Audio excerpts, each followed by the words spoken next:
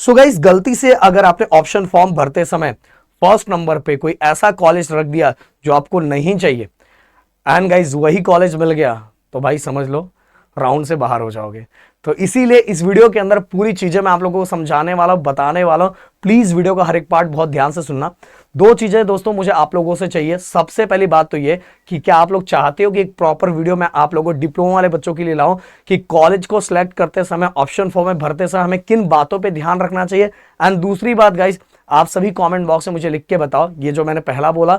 And दूसरा, आप सभी कौन से स्ट्रीम सेलेक्ट करना चाहते हैं, कौन सा कॉलेज आपका ड्रीम कॉलेज है। तो चलो लिख के जरूर बताना कि अगर आप लिखोगे तो मैं आप लोगों की और मदद कर पाऊंगा। दोस्तों नए हो तो प्लीज चैनल को सब्सक्राइब करके जरूर जाना, क्योंकि दोस्तों अब यही चैनल है जो आगे आने वाले 3 साल पूरी तरह से आपके साथ रहने वाला है। एंड आपके साथ ही गाइस पूरे, आपका तो ये बोर्ड है MSBTE बोर्ड, एंड आपके साथ ही पूरे इंडिया के बच्चे ये चैनल को डिप्लोमा, इंजीनियरिंग एंड BSc के लिए बेहतरीन तरीके से फॉलो करते हैं दोस्तों। तो मैं चाहूंगा प्लीज इस चैनल को अपने दोस्तों तक जरूर शेयर करो।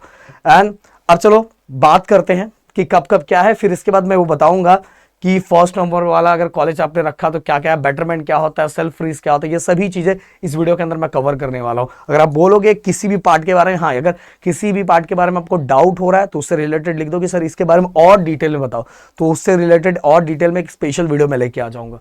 तो दोस्तों जैसे आप सभी को बताया कि रजिस्ट्रेशन ऑलरेडी स्टार्ट हो चुका है। 20 से लेकर 16 तक का आपको टाइम दिया गया है। आप देखोगे हो सकता है टाइम चेंज हो, बट गाइस अच्छा खासा टाइम दिया हुआ है। तो मैं बोल रहा हूं कि इन्हीं दिनों के बीच में आप क्या करो, रजिस्ट्रेशन फॉर्म भर के काम खत्म करो। एंड गाइस देन इसके बाद जो डॉक्यूमेंट वेरिफिकेशन है उसका टाइम भी आपको 20 से लेकर 16 के बीच में दिया गया है। आपको ऑनलाइन या ऑफलाइन मोड में आप डॉक्यूमेंट का क्या करवा सकते हो, वेरिफिकेशन करवा सकते हो। इसके बाद गाइस वेरिफिकेशन के बाद ही, जैसे वेरिफिकेशन का काम कंप्लीट होगा, इसके बाद गाइस आपका आएगा पहला प्रोविजनल मेरिट लिस्ट, और वो आने वाला 18 तारीख को। कितना तारीख को? 18 तारीख को प्रोविजनल मेरिट लिस्ट। आप बोलोगे सर प्रोविजनल मेरिट लिस्ट? हाँ दोस्तों, अगर मतलब कि अगर बोर्ड क्या करता है, सब रिलीज कर देता है, रिलीज करने के बाद बोलता है भाई देख लो अपने सभी डॉक्यूमेंट सही है क्या, कुछ करेक्शन तो नहीं है। अगर कुछ करेक्शन है तो भाई बता दो मुझे, इसके बाद मैं बदलने वाला नहीं हूं। इसीलिए गाइस आपको ग्रीवेंसेस के लिए टाइम दिया जाता है। तो इस ग्रीवेंसेस के लिए टाइम देने के लिए आपको उसके पहले आप सभी को प्रोविजनल मेरिट लिस्ट आता है, और प्रोविजनल मेरिट लिस्ट में आपको चेक करने का टाइम दिया जाता है। आपको लगता है कि कुछ गड़बड़ हुआ है तो आपको चेंज करने का मौका भी दिया जाता है। और जो टाइम इस बार दिया गया है 19 से लेके 21, तो 19 से लेके 21 आप ग्रीवेंसेस रेज कर सकते हो। कब से? 19 से लेके 21।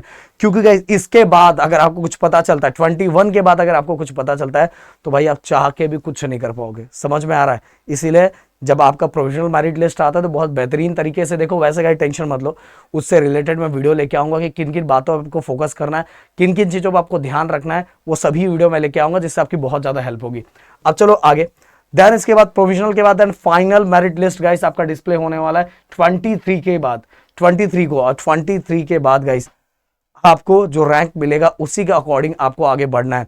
इसके बाद गाइस आप सभी के लिए ऑप्शन फॉर्म का विंडो ओपन होगा, कैप 1 के थ्रू अलॉटमेंट होगा, फिर ऑप्शन 2 होगा। देन ऑप्शन 2 का भी, ऑप्शन 2 के साथ भी क्या होने वाला है, जो क्या अलॉटमेंट कैप 2 होने वाला है, और इसी का थर्ड प्रोसेस भी होने वाला है। एंड आगे भी बहुत सारे प्रोसेस है, पर मैं बोलूंगा गाइस, मैं आपको बताना चाहूंगा कि फोकस इस तरह से करो कि कैप 1 में पहले आपको अलॉटमेंट हो ही जाए।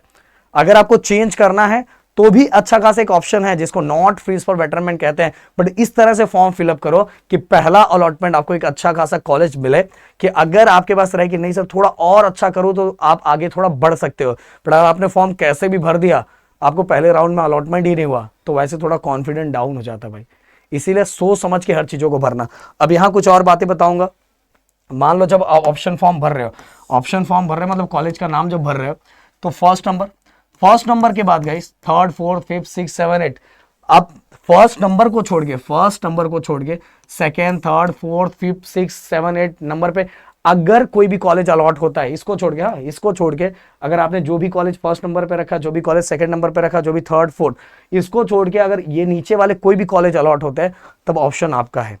आप चाहो तो उसको सेल्फ फ्रीज कर सकते हो, या तो चाहो नॉट फ्रीज पर बेटरमेंट कर सकते हैं। नॉट फ्रीज पर बेटरमेंट का मतलब क्या होता है कि आप अगले राउंड में जाना भी चाहते हो एंड साथ में ये कॉलेज को लेके जाना चाहते हो मतलब क्या कि अगले राउंड में अगर आपने ऑप्शन फॉर्म 2 भरा, इन केस उसमें अलॉटमेंट नहीं हुआ तो ये जो कॉलेज अलॉट हुआ है वो ऑलरेडी आपको मिल जाएगा। इसको बोलते हैं नॉट फ्रीज फॉर बेटरमेंट। समझ में, ये ध्यान से। और बेटरमेंट यूज करने का भी एक प्रॉपर तरीका होता है, उससे रिलेटेड भी मैं वीडियो लेके आऊंगा। इस कभी कभार ना बेटरमेंट आपको बहुत ज्यादा हेल्प भी करता है, एंड कभी कभार बहुत सारे बच्चे बेटरमेंट के थ्रू अपने पैर पे कुल्हाड़ी भी मार लेते हैं। समझ में, ऐसा भी बहुत बार देखा जाता है। क्योंकि बेटरमेंट का मतलब ही क्या होता है, पहले से बेटर। पर यहां बहुत सारे बच्चे गड़बड़ कर बैठते हैं। समझ में आ रहा है। तो अगर फर्स्ट नंबर को छोड़ के अगर नीचे के कोई भी कॉलेज आपको अलॉट होते हैं तो आप सेल्फ फ्रीज कर सकते हो, खुद से फ्रीज कर सकते हो। सेल्फ फ्रीज करने के बाद आपको ऑनलाइन मोड में कुछ पैसे 1000 के आसपास है, वो आपको पे करना पड़ेगा। पे करके इसके बाद आपको टाइम दिया जाएगा, कॉलेज में डॉक्यूमेंट को सबमिट करके आप अपने एडमिशन को कंफर्म कर सकते हो। बट आपने self freeze for betterment, okay, betterment not freeze for betterment, sorry, not freeze for betterment अगर आपने क्लिक किया, ये करने के बाद भी आपको ऑनलाइन मोड में पैसे पे करने पड़ेंगे। बट आपको कॉलेज जाने की जरूरत नहीं पड़ेगी।